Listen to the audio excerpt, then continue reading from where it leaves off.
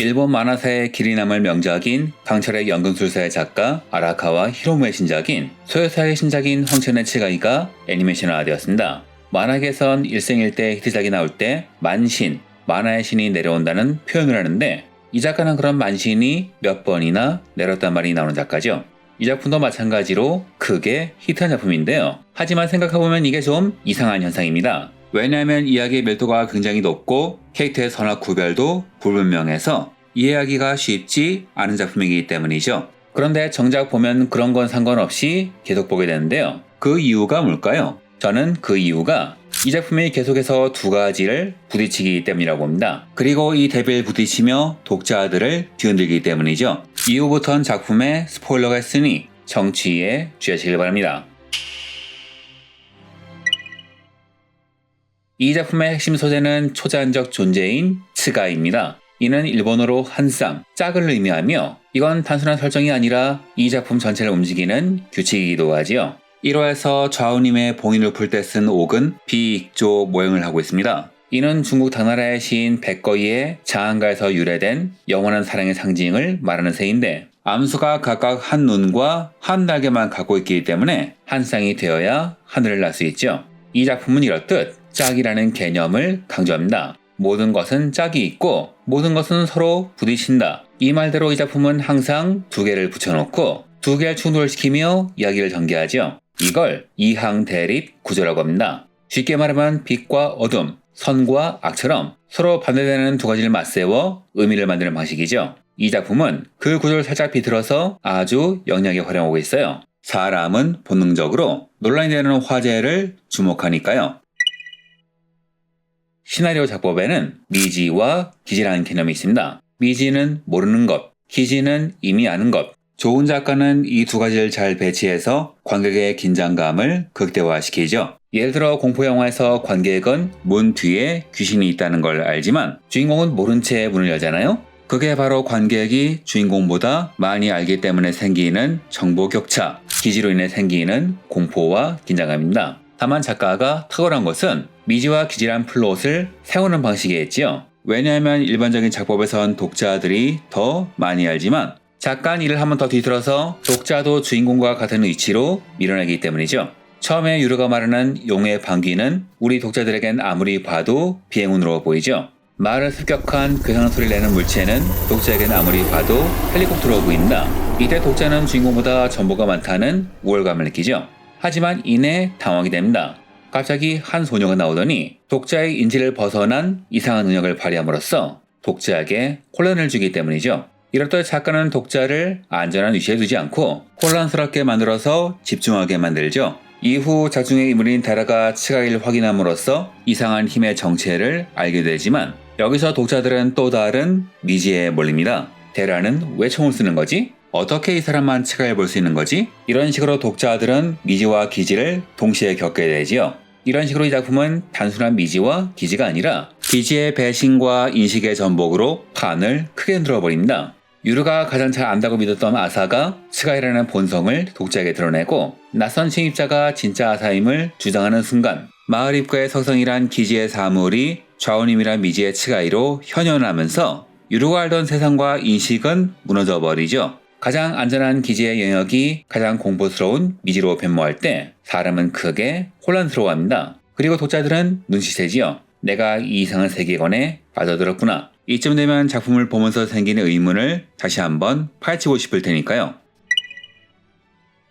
1화가 미지와 기지의 경계를 흔들었다면 2화는 존재의 정체성을 규정하는 구별과 동일시의 경계를 흔들며 선악의 이분법을 해체합니다.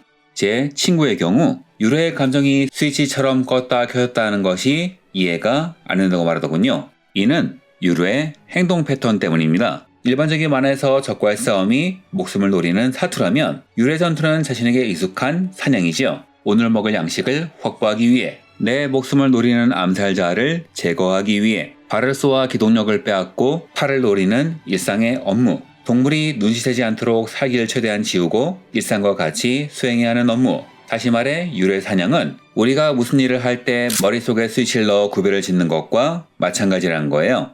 이완 이런 식으로 구별을 통해 앞으로의 전개를 말합니다. 유로가 자오에게 명령이 아닌 부탁을 하는 행위는 좌우님을 단순한 도구가 아닌 존중받아야 할 소신으로 구별하기 때문이죠. 유르는 적고만 내먹이라면서 자신의 적을 구별하며 좌우는 압도적인 힘으로 자신이 특별한 츠가이라고 구별되게 하죠. 이렇듯 이화에선 철저하게 사물을 구별하여 이야기의 긴장감을 극대화합니다. 그리고 이는 동일시와 같이 설명할 수 있죠. 1화에서 미지와 기를 통해 독자들을 몰입시켰다면 2화에선 동일시를 통해 작중 캐릭터의 감정을 내면화합니다. 동일시란 내가 저 캐릭터와 같은 감정을 느낀다고 느끼는 순간 그 캐릭터에게 감정이입이 되는 현상을 말하는데요. 학살자처럼 보였던 소시오패스 가브는 아이를 죽이지 않고 동료를 배려하는 모습을 보여주며 동생처럼 아끼는 아사를 감싸는 모습을 보여주며 그녀가 우리와 같은 감정을 가진 인물이라 느끼게 하지요. 무서운 힘을 가진 최강의 츠가이 좌우님은 자동차를 보고 아이처럼 행동하며 우리와 같은 인격체의 힘을 드러냅니다. 즉 가브는 잔혹하지만 지극히 인간적이며 좌우는 괴물처럼 보이지만 아이 같은 면을 보이며 독자들에게 동일시되는 겁니다. 이렇듯 이 작품은 우리와 철저히 구별되는 것 같은 희한한 캐릭터가 우리와 같은 감정을 가졌다는 것을 보여주며 독자와의 동일시를 시도합니다. 그래서 이 작품엔 적과 아군이란 명확한 구분이 없이 공감할 수 있는 면과 그렇지 않은 면이 존재하는 복합적인 인물들만이 등장하지요. 완전히 나쁜 존재도 없고 완전히 같은 존재도 없다는 겁니다. 유를 알 수 없는 추적자가 노리는 상황이 되자 유는 말에서 벗어나 떠나게 되지요. 이건 단순한 방랑이 아닙니다. 내가 있을 곳을 찾는 정주 과정이죠. 방랑과 정주는 인류학, 철학, 문학에서도 많이 쓰이지만 사실 심리학에서도 자주 쓰이는 용어로 여기선 인간의 내면적인 욕구와 행동 양식을 말합니다. 쉽게 말하면 방랑은 떠도는 것이고 정주는 어딘가에 뿌리를 내는 것이죠. 그런데 심리학에서는 이게 단순한 물리적인 행동이 아니에요. 자신이 어디에 속해 있는지, 나는 누구인지를 찾아가는 내면의 여정을 뜻하기도 하죠. 말을 잃은 유래의 방랑이 자신의 정체성을 재정의하고 내면의 거점을 찾아가는 정신적 정주의 과정이든 말이죠. 유래의 방랑은 구체적인 생활에서 드러납니다. 편의점 주먹밥 포장지를 뜯지 못해 고전하거나 차지붕에 타려고 하거나 아무데서나 용변을 보려 하는 비문면적인 행동은 그가 현대적 상식이라는 정주적 가치에서 벗어난 이질적인 이방인임을 말하죠. 이런 식으로 방랑하게 된 이방인은 자신의 가치를 찾아서 정주하고자 하는데요.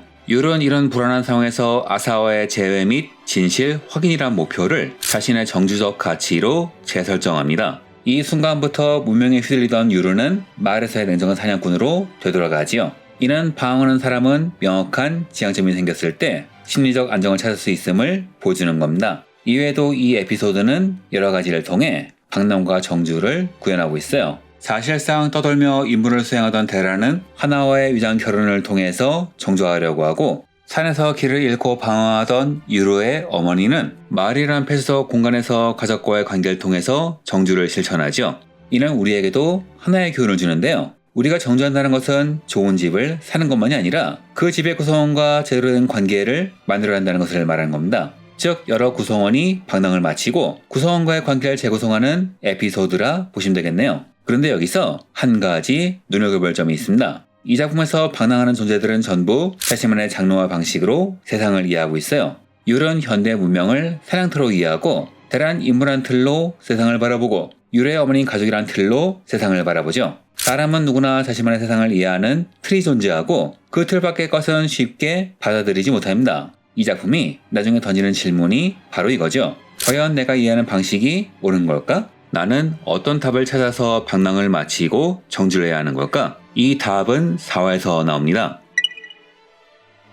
이번 4화는 수능과 역행으로 표현합니다. 수능이란 익숙한 방식에 맞춰가는 것이고 역행이란 그 익숙함을 거슬러 올라가는 것이죠. 심리학에서는 이를 이렇게 설명합니다. 사람은 자신에게 익숙한 방식을 고집하는 경향이 있기 때문에 새로운 상황에서도 기존의 패턴대로 행동한다고 말이죠. 그게 때로는 발목을 잡고 때로는 강력한 무기가 되기도 합니다. 제4화에서 유르는 현대 문명의 편의에 순응하지만 현대 문명에 역행하는 사냥꾼의 본능을 무기로 활용합니다. 데라와 하나는 유르가 현대 문명에 순응하기를 원하지만 유르는 데라의 무기를 들고 사냥에 나서며 유르가 아사의 모습으로 변신한 적에게 속아 넘어가는 과정은 시각적 정보에게 과도하게 의존하는 순응이 초래한 결과죠. 이후 유르는 좌우에게 힌트를 주어서 전등을 꺼버립니다. 그리고 현대 문명에 역행하는 원시적 감각인 사냥꾼의 본능을 활용해서 불리한 상황을 뒤집어버리죠. 지인이 마을 습격의 책임자라는 것을 알고 분노하지만 자신의 목표를 이루기 위해서 자신의 분노에 역행합니다. 데라와 하나가 현대인의 생활 패턴에서 벗어난 유로의 행동을 예측하지 못하는 것도, 유로가 현대 문명에서 짐승을 사냥하듯 행동하는 것도 다 이순원과 충돌의 역행에서 나오는 것이죠. 소년 만화의 주인공이란 본디 그렇게 성장하는 것이 아닐까요? 황천의 츠가이에서 두 가지 요소의 대립이란 축은 캐릭터의 성장을 입체적으로 구축하며 독자들을 계속 쥐고 흔들며 몰입하게 하는 것은 물론 세계관의 완성도를 높이는 역할을 합니다. 이런 대립을 활용한 방식은 굉장히 영리한 한 수일지도 모르겠어요. 인간은 본능적으로 세상을 이해하기 위해서 끊임없이 구별하고 장르를 나누는 생물이기 때문이죠. 그리고 익숙하지 않은 존재는 차별하고 배제합니다. 요즘은 사람들의 취향이 상당히 파편화되어 있고 자기에게 안 맞는 장르는 쳐다보려고도 하지 않은 채 무조건 비판만 하려고 하지요. 3화에서 봤듯이 유로와 데라도 유로의 어머니도, 그리고 마을 사람들도 자신만의 틀로 세상을 이해하면서 다른 틀에 놓이자 혼란스러워했던 말이죠. 이런 현대인들에게 이야기의 본질을 이해시키기 위해선 1화처럼 우리가 알고 있던 기존 상식의 경계를 무너뜨리고 2화처럼 확실히 구분지어 작품의 선명한 색채를 전달한 다음에 3화처럼 혼란에 빠진 독자에게 목적을 제시하고 4화처럼 기존의 상식과 역행하는 이야기로 독자들에게 흥미를 불러일으키는 정도의 파격이 필요하지 않을까요? 저를 포함하여 인간은 자신만의 세상을 이해하는 틀을 갖고 있으며 그 틀 밖에서 일어나는 현상을 이해하는 것이 쉽지가 않습니다. 작중의 인간이 츠가이를 볼 수 있어도 그 본질에 대해서 정확히 이해하지 못하는 것처럼 말이죠. 하지만 작가는 이런 틀을 굳이 부정하지 않고 오히려 독자가 이 혼란스럽고 선악 구별도 없는 세계를 이해하는 훌륭한 틀로 활용하죠. 대비되는 두 가지 가치를 제시하며 말이죠. 율은 현대라는 거대한 미지의 세계를 자신만의 사냥터로 재정의하며 상반된 가치와 끊임없이 충돌하며 때론 이해하며 성장해 나갑니다. 이런 식으로 이 작품은 현대 사람들이 잊고 있는 인간 본연의 본능을 주제로 한 작품이며 과연 이 본능만이 옳은 것인지 대비를 통해서 묻는 작품이기도 한 것이죠. 그리고 그 몰입감이 너무나 훌륭하기에 황천의 츠가이는 많은 사람들이 인정하는 히트작이 된 걸 겁니다. 자, 그럼 여기서 문제. 이후의 에피소드에선 어떤 대비되는 가치가 나올까요? 이상으로 영상을 마치겠습니다. 시청해주셔서 감사합니다.